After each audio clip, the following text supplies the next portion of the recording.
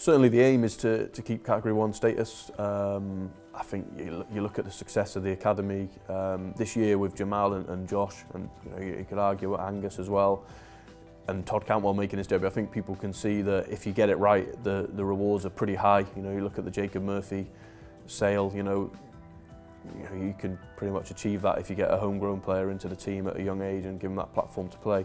So I think definitely the aim will be to keep that. We've got some plans for the Academy which will become a bit more public as we go through the next sort of few weeks as to how do we grow it even more, because we don't just want to maintain it, we've got to make it better like the whole club. It's not just a case of let's stick with what we've got, because what we've got hasn't been good enough for us to be a successful academy or a really self-sustained club in the Premier League. So we've got to keep trying to grow that, and we'll be announcing plans in the near future which will involve supporters and other people in trying to grow sort of our future together, rather than it just being us and them. We want to involve people in what we're trying to do and what we're trying to achieve. So hopefully people will see that and we'll get pretty excited by it.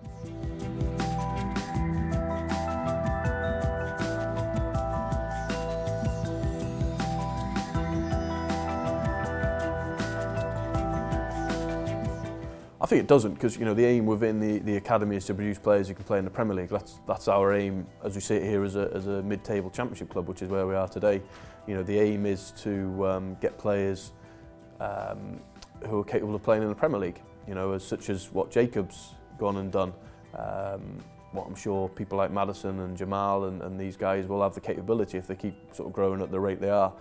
That has to be our aim, and then when we're in the Premier League, it's can we produce players who can get in the top 10 of the Premier League, and then when we're in the top 10 of the Premier League, can we get players who can play in Europe, and that has to be the aim. We have to constantly challenge the academy for that. But I think what we do well, or doing well, is we're being really proactive in how we promote our young players. So it's not about winning the under-23 league or the FA Youth Cup, it's about how do we give these players the best opportunity to get in our first team, whether that's through the loan route, or whether it's training early with Daniel. And we're really fortunate that we got a head coach who believes in young players and will chuck him in, because I say to everyone, Daniel gave Jamal Lewis his first senior start away at Birmingham City, which we've just come off a really bad performance at home to Brentford, where quite rightly the crowd wanted to kill us, and we're going away to Birmingham, who needed to win, and he's chucked a 19-year-old kid on at left back. And I've got to say, in my past, there's not many managers who are brave to do that, and most would have chucked a senior player in at left back, and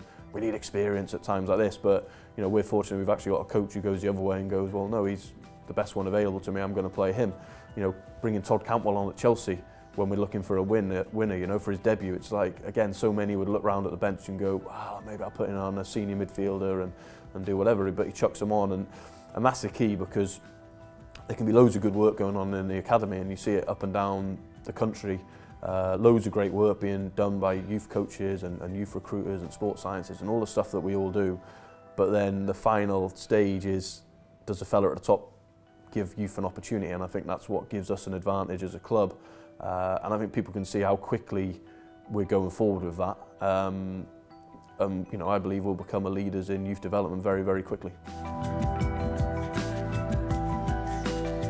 Number of reasons, to be honest. One, we've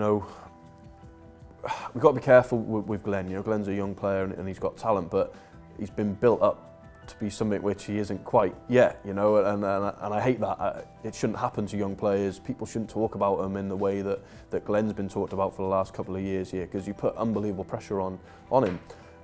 Glenn wasn't getting in our under-23 team, so I understand people, why is he gone? But people saying that, I'd question if they've ever seen him. Do they know what Glenn Middleton looks like, or is it they've just read his stuff on Twitter that, hashtag scored for Scotland, so he must be good, and so I think he wasn't getting in our 23s team. Glenn made it pretty clear via his agent that he wanted to be more involved with the first team. We couldn't offer that at this stage, and one thing we're big on is, if people don't want to be here, not a problem, go. We've protected ourselves in the future. If he becomes a player, which he could become, because he's got talent and he's a good pro and all the rest of it, we'll be protected with that. But at the same time, we're trying to change a culture here and get people who are hungry and desperate to be here and desperate to get an opportunity and fight for that opportunity here, not people who want to hand it on the plate, because we're not them guys. We need people when they get into our first team squad, they stay there, and Daniel's looking who's the next one, not ones who maybe want to have the right to be, feel they have the right to be there, and then you know, they let us down, and you know, then Daniel isn't looking to us for the future. So that's the reason we let Glenn go. It was a tough decision, but at the same time, there's lots of players out there, and we move on, and we'll find the next one. And one thing I'm very confident in myself, in Daniel, in Steve Weaver as Academy manager, is we know what to do with top young players. That's why big clubs are quite happy to send them here. That's why we give them opportunities, and you know, so if we get the odd one wrong, I'll hold my hands up, but I think we get a lot more right than wrong.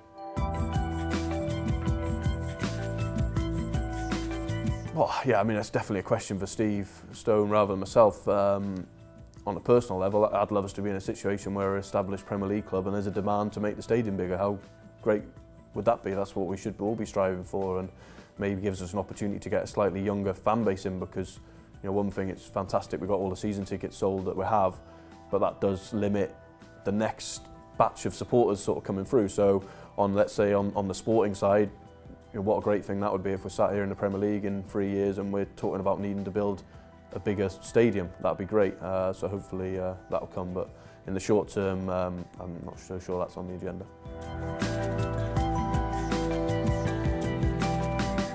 Again, probably for Steve, if we'll see it anytime soon, that wouldn't really come under me.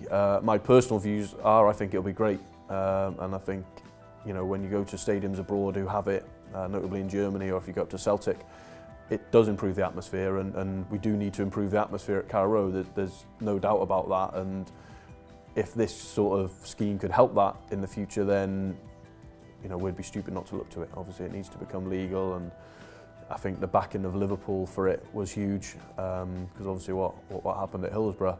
But I think we've moved on a lot since when that happened. You know, that's a long time ago, and I think society and everything's changed in terms of health and safety. So for me, if we can get it, it'd be a great thing, because it can only help improve the atmosphere and you know, make football a little bit more back old school as it used to be. You know.